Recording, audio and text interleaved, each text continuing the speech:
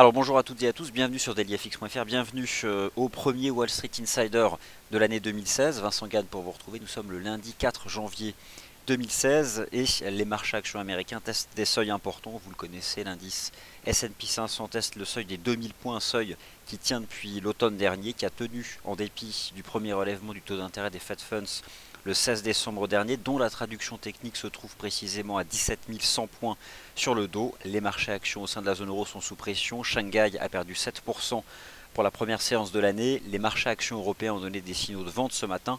L'USD Yen a aussi donné un signal technique de vente. Un ensemble donc d'éléments qui peuvent être précurseurs d'une rupture cette semaine du niveau des 2000 points sur le SP500. Alors ce qui ne donnera pas le point de départ d'un grand marché baissier, mais en tout cas ce qui donne à court terme des scénarios vendeurs ou encore pour davantage de corrections sur les grands indices boursiers aux États-Unis et au sein de la zone euro. Le taux de change euro-dollar a encore démontré aujourd'hui qu'il évoluait dans un range, mettant en équilibre l'effet haussier de la Banque Centrale Européenne début décembre et l'effet baissier de la Réserve fédérale des États-Unis mi-décembre. Et ce matin, l'euro-dollar a progressé vers sa résistance, il a été vendu, il retombe. Je reviendrai tout à l'heure sur ce range trading. Je reparlerai de l'USD Yen, les matières premières, à nouveau un mot, et puis donc des questions sur les paires croisées, et notamment les paires en yen, c'est là où il faut aller. Le yen se renforce, pour toutes les bonnes raisons d'ailleurs, pas seulement la version générale au risque, mais aussi le fait que la Banque centrale du Japon considère ces dernières semaines que l'amplitude actuelle de ces mesures monétaires est suffisante pour atteindre ses objectifs d'inflation. Alors, on se retrouve aujourd'hui à 15h15 parce qu'on se retrouve tous les jours à 15h15, mais surtout parce qu'on va s'intéresser cet après-midi aux toutes premières grandes statistiques macroéconomiques américaines pour l'année 2016, et pas des moindres. Alors, le marché action recule aujourd'hui pour quelles raisons? Ce lundi 4 janvier, le marché prend connaissance des indices PMI manufacturiers pour la Chine, la zone euro, le Royaume-Uni, les États-Unis, bref, toutes les grandes zones économiques. Alors pour être précis, il s'agit donc d'un indicateur avancé. C'est la mesure finalisée pour le mois de décembre. En Chine, elle est décevante. C'est pas une surprise, c'est le 10e mois consécutif de contraction. Ça agit forcément sur la monnaie chinoise, sur le prix des matières premières et surtout, parmi les paires majeures, sur les dollars liés à la dynamique de la monnaie chinoise, le dollar australien et le dollar néo-zélandais. Cet indicateur avancé respecté donc des investisseurs, le PMI manufacturier ou non manufacturier, peu importe, c'est le PMI qui nous intéresse, a aussi été publié ce matin au sein de la zone euro, il était bon, mais toujours aussi en accord avec ce que décrivait la Banque Centrale Européenne début décembre comme étant la pente doucement haussière de la dynamique économique au sein de la zone euro, ce qui a soutenu l'euro, ce qui a justifié le fait qu'en décembre, la BCE n'ait pas jugé nécessaire de renforcer le volume monétaire actuel de son programme d'achat d'actifs. Toujours parmi les éléments que j'ai relevés, je vous rappelle que l'Arabie Saoudite a décidé de rompre ses relations diplomatiques avec l'Iran. Bon, ça entretient la version pour le risque. Ce matin, c'est pas la Banque centrale du Japon qui s'est exprimée, c'est le Premier ministre Shinzo Abe, qui dirige la politique budgétaire, le gouvernement japonais, son outil budgétaire, qui rappelle que lui aussi, comme la Banque centrale du Japon, il est confiant pour atteindre les objectifs fixés par la BOJ pour le Japon. Donc en 2016, ça renforce aussi le yen. Alors, on va s'intéresser dans ce Wall Street Insider au marché actions US. Je reviendrai sur ce qui vous a été présenté ce matin sur les indices boursiers au sein de la zone euro. Dans un troisième temps, tour d'horizon des paires majeures. Ensuite, un mot sur les contrats de taux, les matières premières. Et ensuite, les paires croisées, mais uniquement si vous me posez une question. Parce qu'il y en a une trentaine, donc je ne vais pas faire un panorama des 30. Mais celle qui vous intéresse. Donc vous me laissez un message dans le chat et puis moi j'y viens. Et je vous donne mon opinion. Je réponds directement à votre question. Alors, déjà, on ouvre 2016. Est-ce que vous connaissez ce qu'a fait le marché action américain en 2015? Le CAC a pris 8-9%, l'Eurostoxx 50 autour de 5-6%, le DAX 10%. C'est à peu près la performance des marchés actions de la zone euro en 2015, à rapprocher, mais pas seulement, de la baisse du taux de change euro-dollar de 10%. En 2014, les marchés actions US avaient progressé.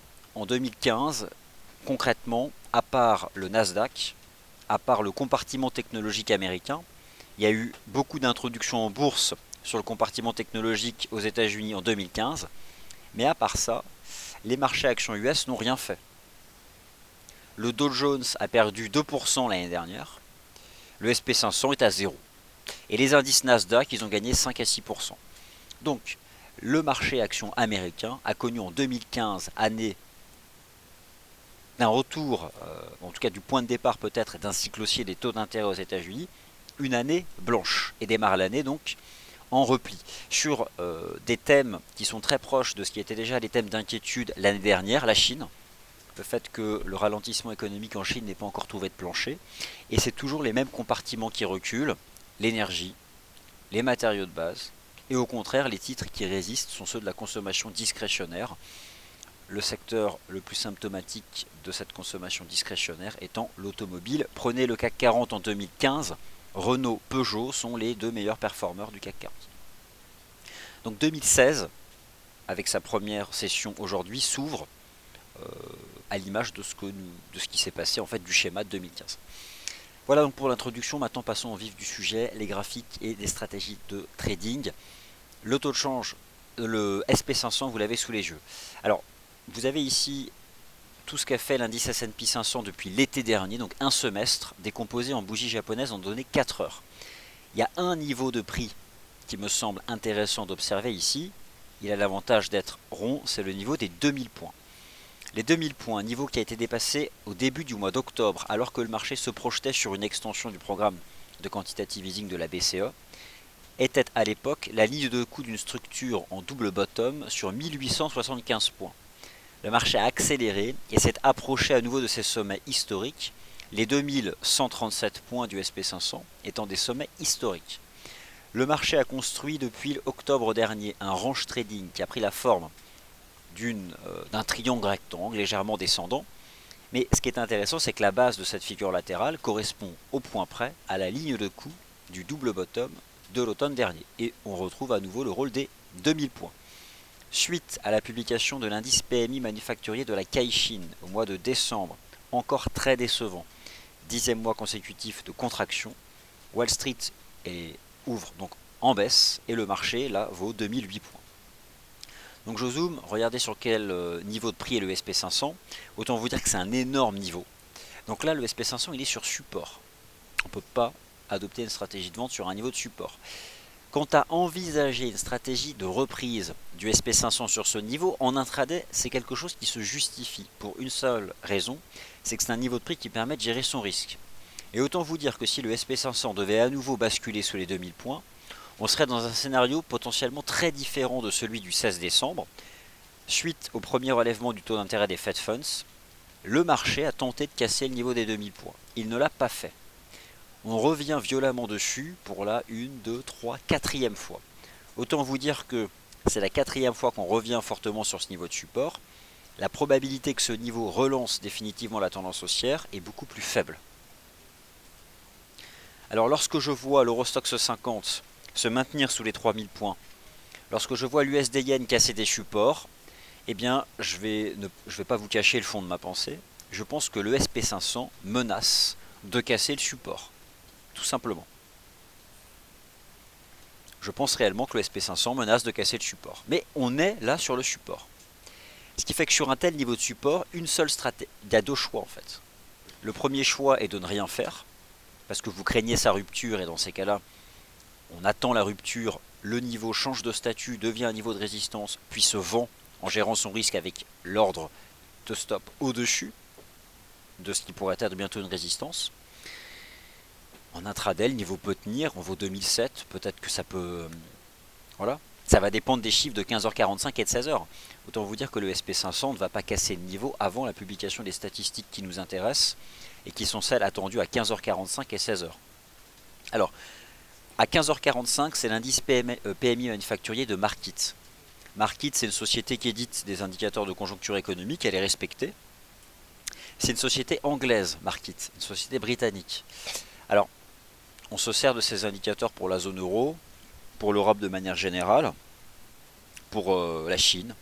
Aux États-Unis, Markit, bon, ils connaissent, mais l'indice PMI manufacturier de l'ISM a un impact beaucoup plus fort. Pour la bonne raison que c'est lui qui est passé sous 50 en novembre.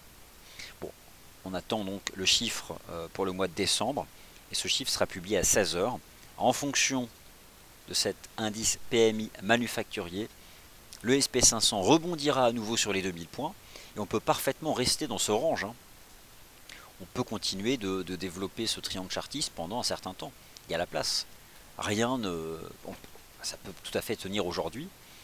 En l'état, un bon chiffre permettrait aux 2000 points de tenir, et pourquoi pas entretenir donc la poursuite des oscillations dans ce range trading.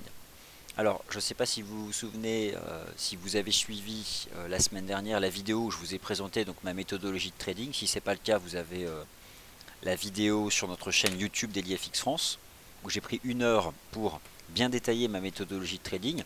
Si vous vous souvenez bien d'un slide, il y en avait un qui s'appelait l'approche intra-marché. C'est-à-dire que si le SP500 est sur support, on regarde la tête du dos, et l'US30 est sur support. Donc, au moment où je vous parle, le SP500 revient violemment pour la 4e fois consécutive en 6 mois sur le niveau des 2000 points, menaçant de le casser cette fois-ci.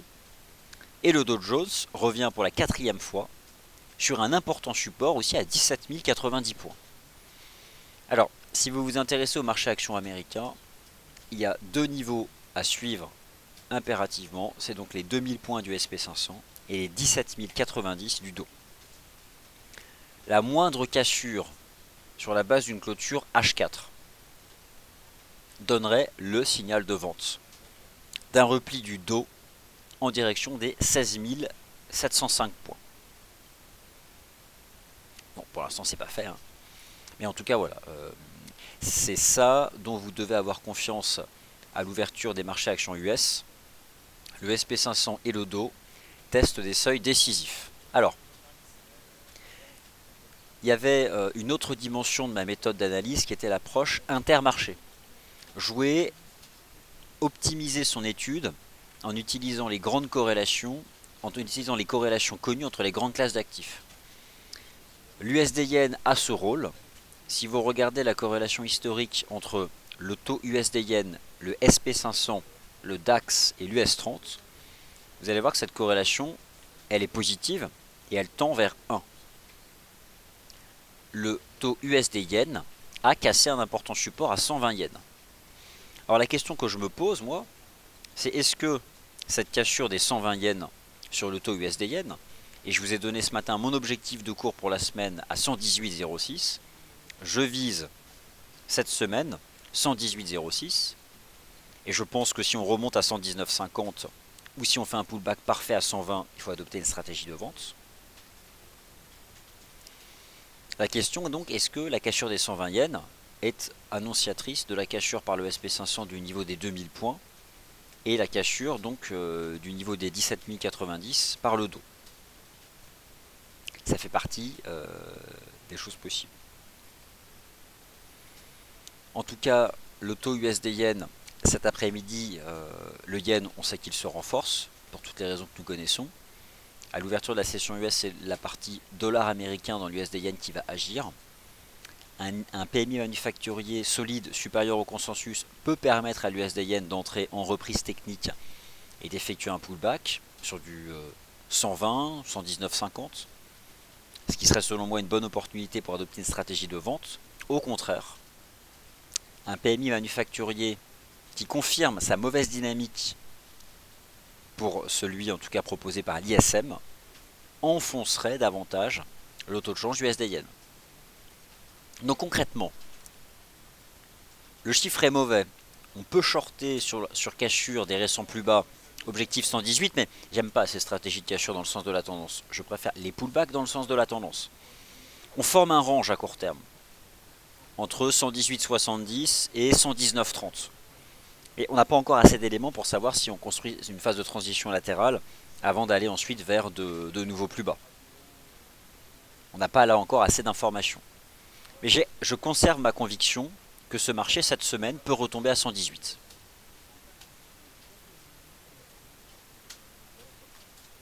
Alors le taux euro-dollar, j'ai l'impression en fait depuis le début du mois de décembre d'écrire tous les jours la même chose. Je vous ai parlé de l'effet haussier de la BCE du 3 décembre avec ce que j'appelle le support de la Banque Centrale Européenne au niveau des 1,08 $. Au-dessus des 1,08 $, c'est l'effet Banque Centrale Européenne qui prime. Et vous avez donc la zone résistante, on va dire 1,10 $, qui est la zone vendeuse, du fait que l'inflation à la consommation aux États-Unis au mois de décembre ait atteint l'objectif de la Réserve fédérale. Rappelez-vous l'IPC qui a atteint 2%.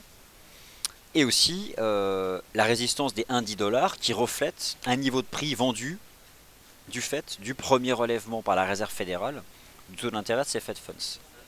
On a donc sur le taux de change euro-dollar un cadre technique qui me paraît stable, qui est celui du range trading entre 1,08 et 1,10, mais qui s'affine à mesure que le temps passe, puisque j'ai le sentiment désormais, c'est une hypothèse, que ce marché s'oriente vers une structure latérale en triangle symétrique. Ce matin, on était sous une petite résistance lorsque nous étions ensemble dans le morning meeting. Ce niveau-là, des 1,0944, je voyais qu'on temporisait en dessous. Bon, bah, il y a eu un rejet. Et nous revoilà 100 pips plus bas, à nouveau à une cinquantaine de pips du fameux niveau des 1,08.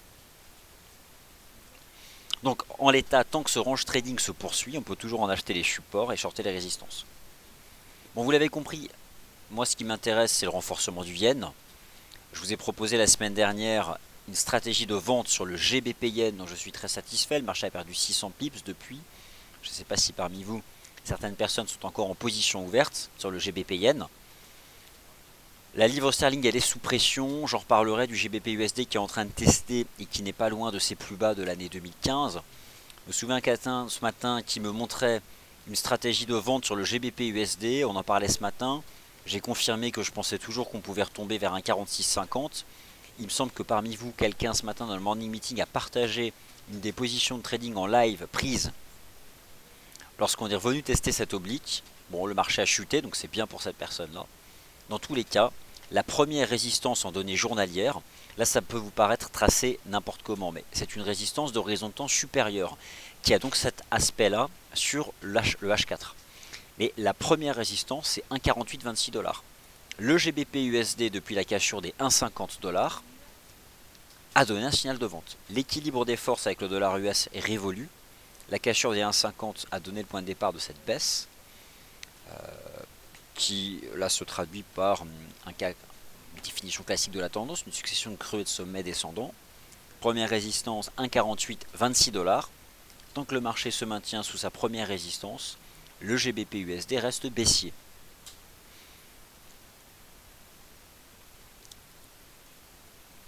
Alors, aujourd'hui, vous n'avez pas manqué qu'en dépit du renforcement du dollar US, l'once d'or progresse. Ça fait partie d'un ensemble d'éléments qui m'amènent à penser que les indices US pourraient casser leur support prochainement. Nous avons aujourd'hui un schéma classique d'aversion au risque. L'ensemble des marchés actions internationaux se replient, donc toutes zones géographiques confondues, l'Asie, Shanghai -7, l'Europe depuis ce matin, Wall Street, et les actifs communément reconnus comme ayant un aspect refuge, le yen, le métal jaune, pourtant ça fait longtemps que celui-ci avait perdu son rôle refuge, l'été dernier l'once d'or n'a pas été acheté, alors que le marché action corrigeait. Et bien aujourd'hui les contrats de taux obligataires, l'once d'or et le yen se renforcent. USDN a donné un signal technique de vente. Les actions européennes représentées par l'Eurostoxx 50 se maintiennent sous le seuil des 3300 points, conservent donc un potentiel baissier important.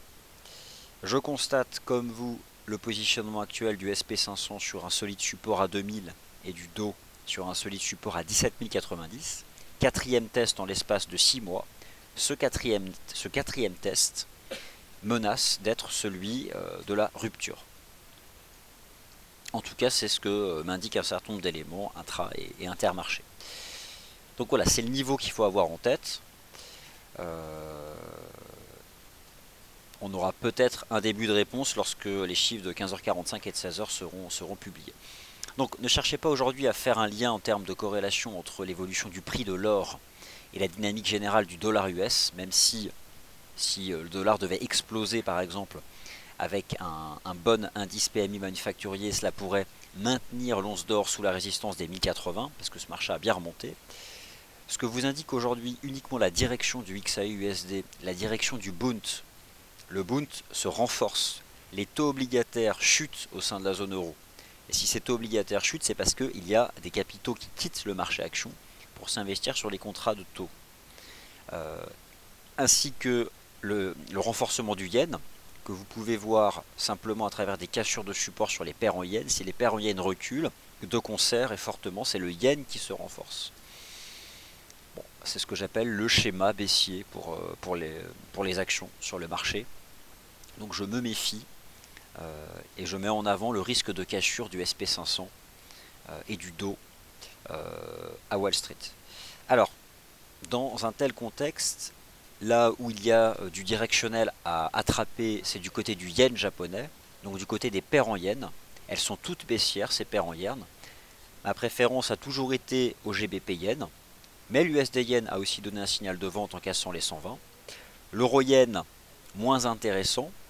Pourquoi?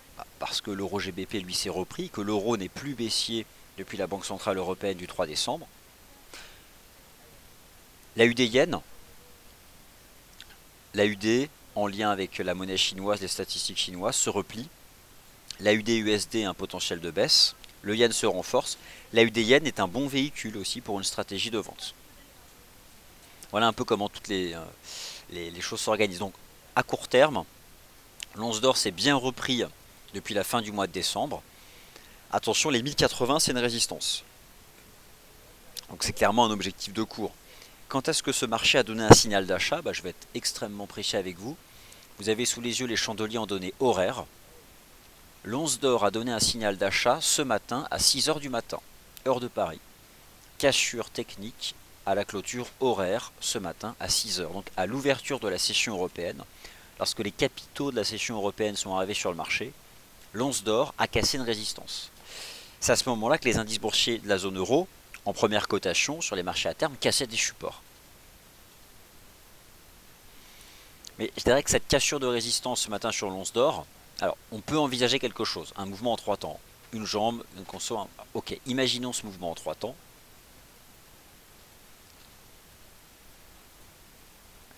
J'attrape ici une extension. Première jambe, je vais ajuster proprement. Voilà, hop, j'attrape ça. Si j'y arrive, voilà. Donc regardez, on vient de faire un objectif, le coefficient multiplicateur de 0,618 à 1078. Donc on teste désormais une résistance. C'est des niveaux importants, aussi bien que teste l'once d'or que le SP500 ou le Dow. Donc, par contre, voilà, du côté des mouvements qui se poursuivent, le GBP USD c'est toujours pareil, j'ai pas changé d'avis, je maintiens mes objectifs. L'USD CAD est dans une dérive latérale dont les cours ne sont pas sortis, le timing n'est pas bon pour acheter l'USD CAD. Premier support à 1,38, on peut parfaitement dériver à plat jusqu'à peut-être venir tester cette ligne de tendance. Pour que l'USD CAD dépasse les 1,40, le prix du pétrole doit basculer sous ses plus bas de la crise financière de 2008, 3 mois après la faillite de Lehman Brothers, donc c'était en décembre 2008. La faillite de Lehman Brothers, c'était en août 2008. Le Bund s'envole, aspect refuge des contrats de taux, et notamment celui de l'Allemagne, mais ne casse pas non plus de nouveaux, ne fait pas non plus de nouveaux plus hauts. D'ailleurs, je pense qu'on peut formuler une nouvelle hypothèse chartiste qui pourrait être celle d'une configuration en triangle. En tout cas, c'est clairement l'aversion au risque qui soutient ce marché sur le court terme. Et je peux formuler cette hypothèse. Ici sur le Bund en données horaires, d'une phase de transition comme ça qui prend la forme d'un triangle. Bon, ce qui est certain, c'est que pour rejoindre les sommets historiques, il va falloir dépasser les 159,37. Par contre, je pense que le Bund peut remonter vers 159,37 avec premier support ici à 158,54.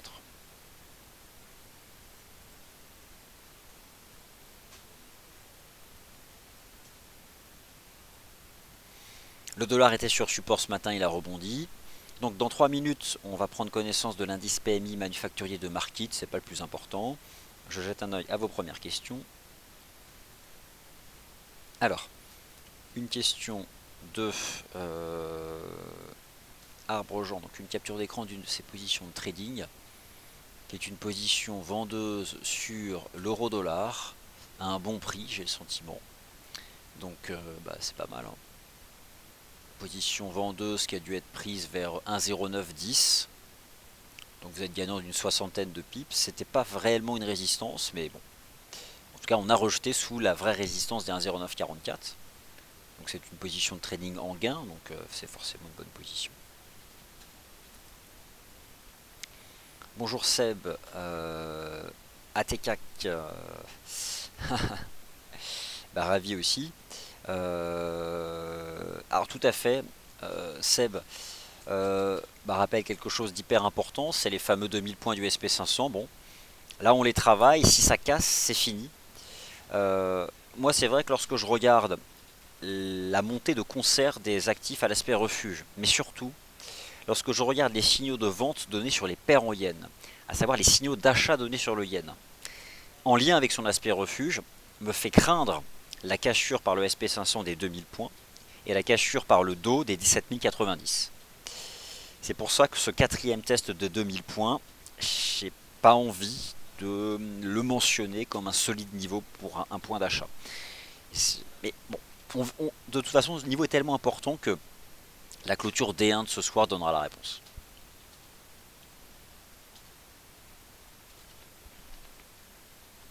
Et là, c'est sûr que ça prend le chemin de la cassure.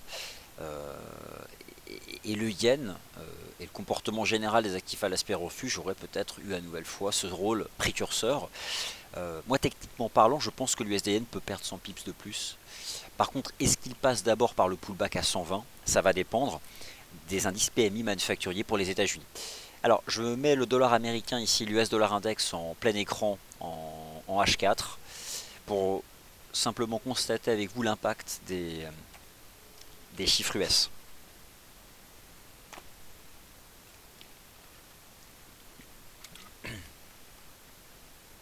Mais c'est sûr que pour le SP500, c'est vraiment la clôture journalière qui va être importante.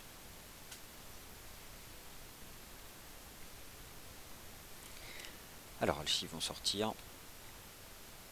C'est pour ça qu'aujourd'hui, faut pas s'étonner en fait de l'absence totale de corrélation inverse entre la dynamique du dollar US et le métal jaune. Ça renforce le fait qu'on est en plein cœur d'une séance d'aversion au risque.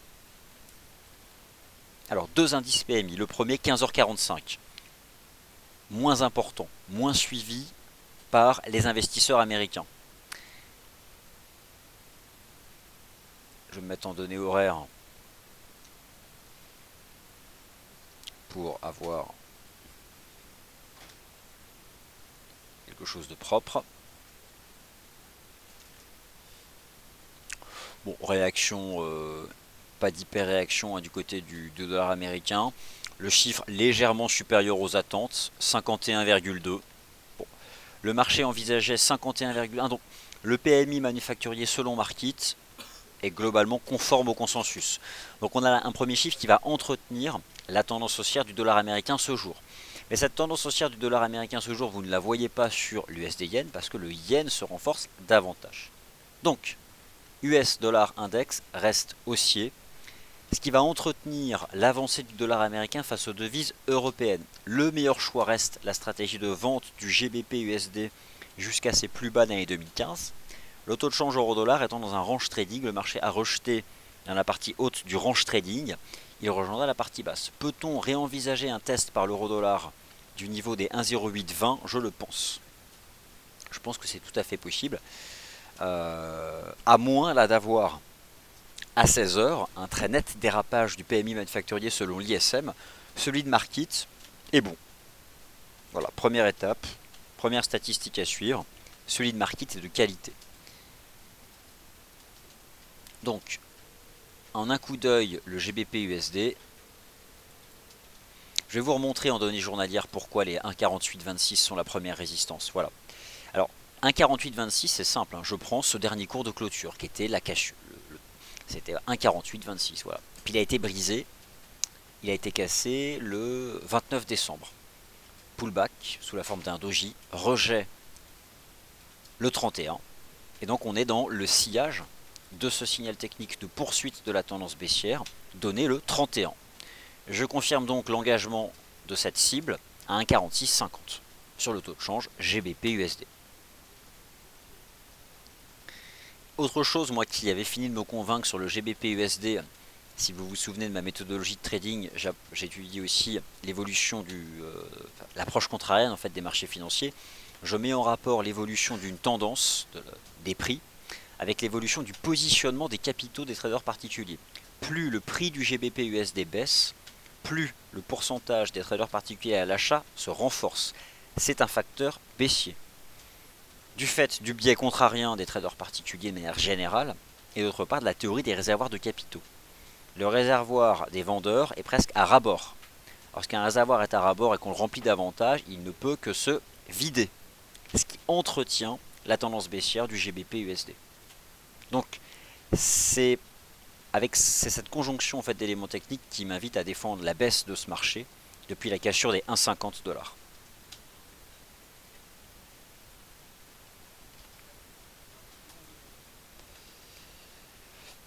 Donc le dollar US est soutenu par cet indice PMI manufacturier.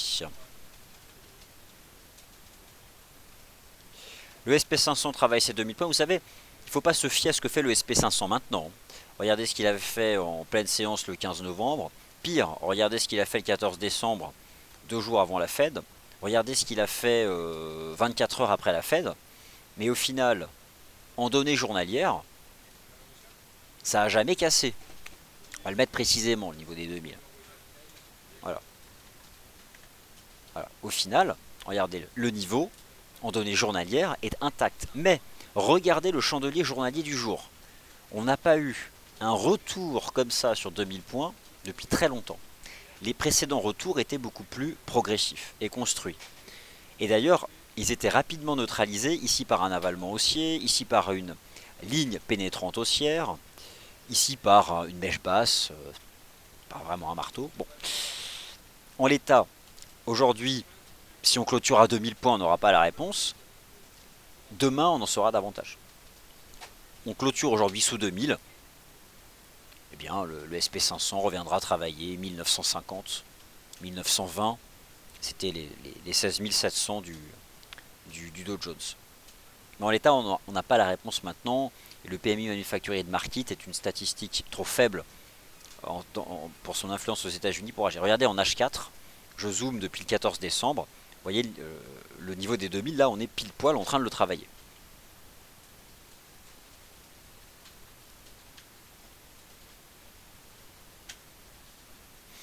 Donc Seb ATK nous partage ce commentaire. Il est urgent d'attendre pour le SP500. Il sera toujours temps de le vendre et placer un stop au-dessus du support.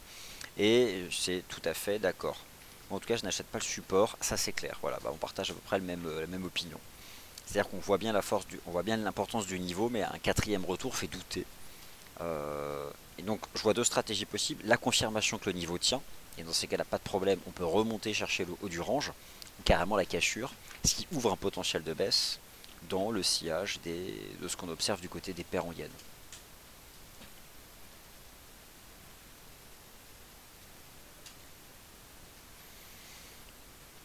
Alors, bonjour, donc un avis sur le pétrole.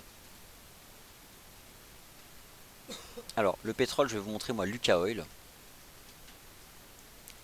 Le pétrole britannique préserve ses plus bas de 2008. Là, ça vous parle pas 36,20.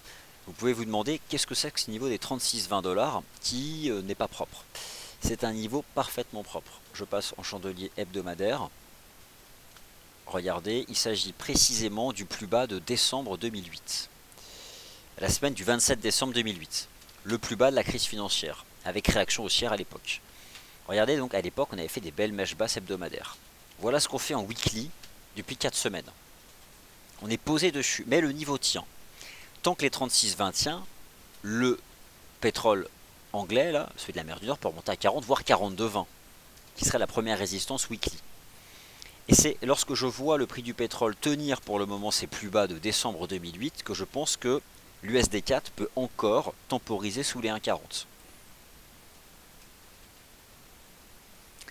Un mot sur le pétrole à court terme, rebond technique du pétrole. Indépendamment du dollar US, indépendamment de l'environnement macroéconomique en Chine, rebond technique du pétrole, peut-être lié au fait que les indicateurs avancés ont été bons en Europe ce matin, et là pour le moment bons aux États-Unis. Donc tant que le pétrole tient ses plus bas de 2008, c'est des niveaux suffisamment forts, il ne faut pas anticiper la cassure, quoi. Alors, je vais aller chercher l'US Oil.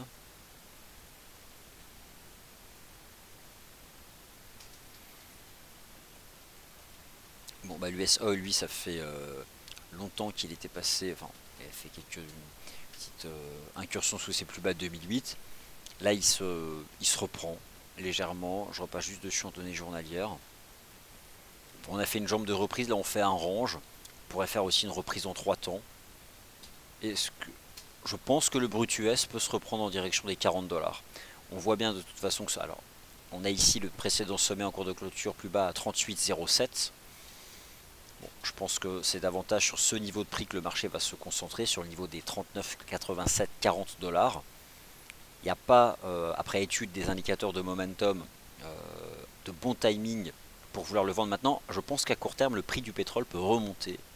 Et le niveau des 40 sur l'US Oil peut être un objectif de cours. Et on voit donc que le SP500 travaille le niveau des 2000 points, un niveau d'une telle importance. De toute façon, seule la clôture journalière compte. Et si j'avais le pouvoir d'arrêter maintenant la cotation des indices boursiers US, de décréter que c'est la clôture, le niveau n'est pas cassé. Voilà, et dessus. Certes, c'est violent, et je ne serais pas surpris que d'ici milieu de semaine, ça finisse par céder. Et ça, ce n'est qu'un biais, donc ça ne fait pas le marché. Mais c'est vrai qu'on est revenu dessus violemment. Regardez en données horaires la façon dont on est retombé dessus en données horaires. Là, je regarde la réaction de décembre dernier, après la Fed. On était pile poil dessus, puis ça a payé. Et là, on est retombé violemment dessus. Ça, c'est assez étonnant de voir. Vraiment, ça, vous avez la réaction après la Fed, où ça a été acheté. Et maintenant, voilà, on revient violemment sur ce niveau des 2000 points.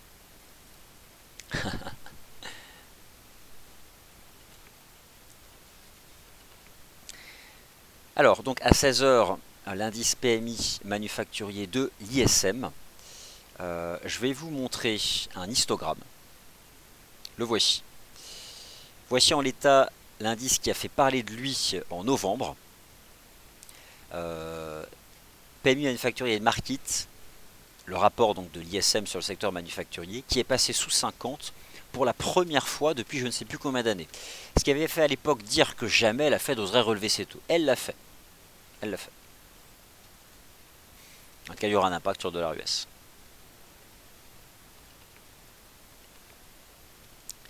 Alors le taux de change USD-CHF. Par contre, il faut juste que je sais. Voilà, je vais retrouver impeccable. Alors, le taux de change USD-CHF s'est installé aussi dans un range comme l'euro-dollar. La seule chose, c'est que le franc reste plus faible. Le taux de change USD-CHF n'a jamais cassé de support, préserve parfaitement sa dynamique haussière en place depuis le 15 janvier dernier. Je ne vous rappelle pas ce qui s'est passé le 15 janvier 2015. Le renforcement du franc suite à l'abandon par la Banque nationale suisse du seuil qu'elle défendait face à l'euro. Regardez, malgré la reprise de l'euro en décembre, et donc du franc par corrélation, l'USD-CHF n'a jamais cassé de support, tient cette ligne de tendance haussière et repart en hausse. L'USD-CHF reste donc haussier, et c'est sûr que lorsqu'on voit un graphique de cette nature de l'USD-CHF, on a le sentiment que l'euro-dollar pourrait peut-être un jour recasser les 1,08. Mais tout est possible sur l'euro-dollar. Et dans un range entre 1,08 et 1,10. C'est la sortie de ce range qui donnera 400-500 pips de directionnel. La dynamique de l'USD-CHF, du fait des corrélations, invite à d'une part penser que l'euro-dollar pourrait revenir chercher 1,08. Quant à envisager une cassure des 1,08, ça dépendra de l'environnement macroéconomique aux États-Unis. Les indicateurs de janvier-février vont vraiment permettre à la Fed de déterminer la façon dont elle va orienter le cycle de ses taux d'intérêt en 2016. Est-ce qu'elle relève 2 fois ses taux, 3, 4 fois? Si la Fed relève 4 fois ses taux en 2016, regardez l'évolution du rollover à la vente sur le taux de change euro-dollar et vous allez comprendre que l'euro-dollar deviendrait à travers sa vente une devise, une stratégie de carry trade. Et sur des stratégies de carry trade, c'est des volumes énormes investis par les hedge funds sur le FX, ça condamnerait l'euro-dollar. Mais c'est pas fait. C'est pourquoi c'est hyper important cet environnement macro aux US pour le cycle à venir des taux par la Réserve fédérale des États-Unis et derrière le statut de l'euro-dollar. Devise de carry trade ou pas devise de carry trade. Pour l'instant, c'est pas le cas. Et ça pourrait le devenir, mais c'est pas le cas. Donc à court terme, 1,08 indice et j'ai rien d'autre à dire. Un range. On était ce matin dans le bas du range, ça a payé. On était à midi, pas loin du haut du range, ça a shorté. Range trading. Alors, bonjour Alex, j'ai pas eu ma réponse sur les scénarios possibles des annonces de la semaine sur le yen japonais. Alors, les annonces de la semaine sur le yen japonais. Alors, bon, déjà, anticiper la façon dont le marché va réagir. Moi, ce que j'observe, c'est que les récentes statistiques macroéconomiques au Japon ont renforcé le yen.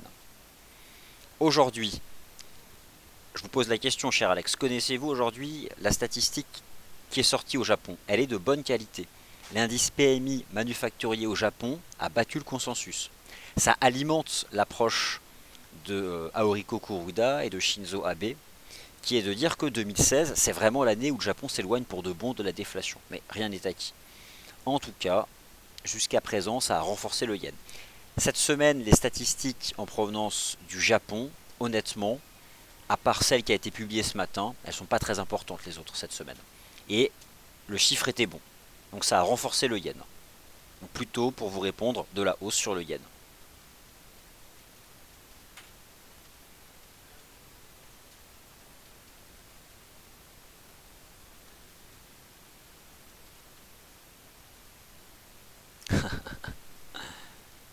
Voilà un peu.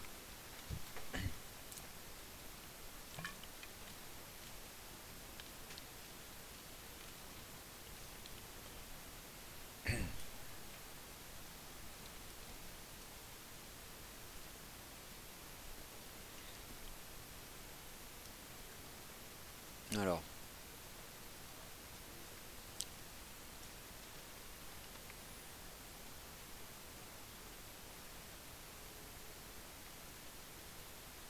Bonjour visiteur, bonjour Gilles. Alors si vous vous appelez Gilles, n'hésitez pas à... Vous pouvez remplacer le pseudo visiteur par Gilles. Tout simplement.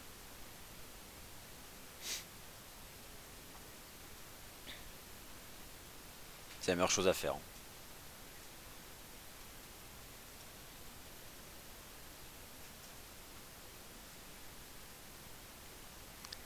Alors, réaction dans un premier temps légèrement baissière, mais on est encore dans la dynamique ici sur le dollar US, observé depuis ce matin. Je le mets ici sous les yeux. Bon, le chiffre est pas bon, mais voilà, le PMI manufacturier de l'ISM n'est pas bon. 48,2, il n'est pas bon. Donc c'est un mauvais chiffre. On se retrouve dans la même configuration que le mois dernier. Le PMI de Markit est bon, celui de l'ISM n'est pas bon. Celui de l'ISM a plus de poids. Bon, donc c'est quand même un facteur qui est censé là faire baisser un peu le dollar américain et qui pourrait donc maintenir l'euro-dollar entre 1,08 et 1,10. Ce que je suis en train de vous dire, c'est que là on n'a pas d'indicateur qui pourrait justifier le fait que l'euro-dollar casse les 1,08. Ce que je suis donc en train de vous dire, c'est qu'on peut utiliser peut-être cette ligne de tendance haussière qui passe à 1,0830 pour, pourquoi pas, réadopter une stratégie d'achat sur l'euro-dollar, et ce, tant que l'euro-dollar restera dans ces bandes de trading qui sont connues, qui sont celles d'un range qui est maintenant triangulaire entre 1,0830 et 1,0960. En même temps, le chiffre est pas bon, le dollar américain reste dans sa dynamique qui est celle depuis le début donc, de la séance, qui est plutôt une dynamique positive. Bon, il n'y a pas de réaction volatile excessive. Par contre, cet indice PMI manufacturier décevant menace clairement le SP500 et le Dow. Alors, je répète, c'est simplement mon opinion, bien sûr, ça va prendre à titre indicatif, chacun son esprit critique, mais je pense que le danger est de voir les indices US casser leur support. C'est ce que m'indique en fait un certain nombre d'éléments. Intermarché. Voilà, et ben écoutez, c'est sur cette réflexion sur le SP500 que je vous laisse, avec ce graphique en données horaires. Merci donc d'avoir participé, d'avoir été attentif et d'avoir posé des questions. Je dois céder la parole parce que je suis en train d'empiéter sur le point de marché de David Pichaudot. Les positions des banques d'investissement sur le marché des changes, c'est tout de suite. Merci à tous et à demain pour le Good Morning Euro Dollar.